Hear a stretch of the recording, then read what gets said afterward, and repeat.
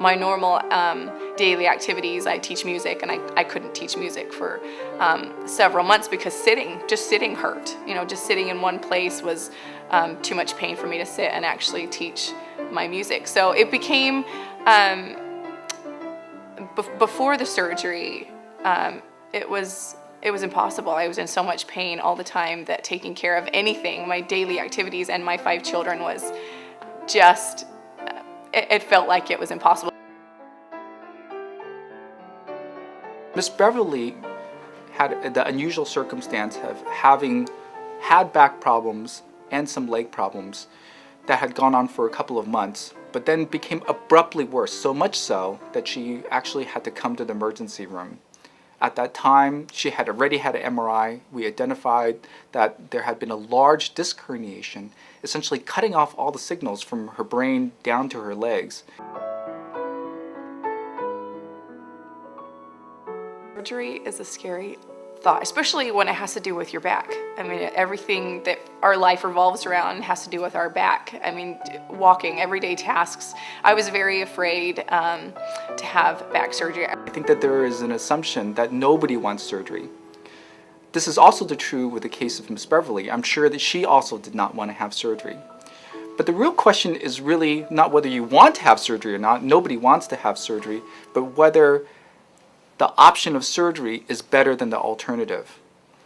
In the situation where somebody has a very large disc herniation, although it would be great if the disc herniation went away on its own, if over weeks, over months, it doesn't, then the only real alternatives to surgery is to continue to suffer and possibly actually even pose the risk of permanent weakness or numbness. And so, although surgery isn't a great option ever, it turns out simply to be the better option.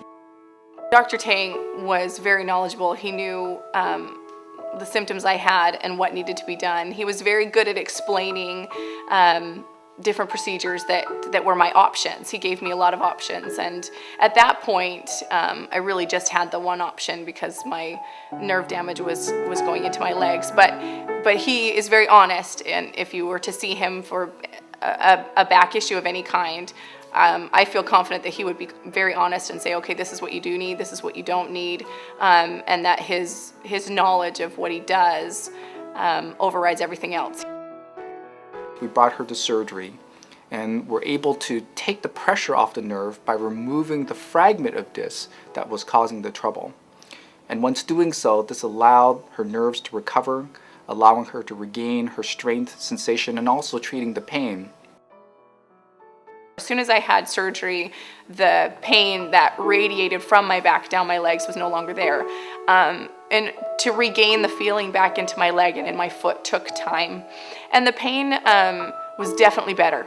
I mean, automatically it was better. It was still there for a couple months, I think. And recovery, you need to be patient with recovery because the accident or the injury didn't happen overnight, and so neither will the recovery time. So it did take time, but over time I now feel like I am my normal self again, whereas 6 months, 5 months before that it was just constant back pain. I did a lot of research about surgery, and you're going to hear both sides to it. But for me, I wanted to be healed. I didn't want to deal with pain forever. I wanted to find a way to alleviate that pain in the long term.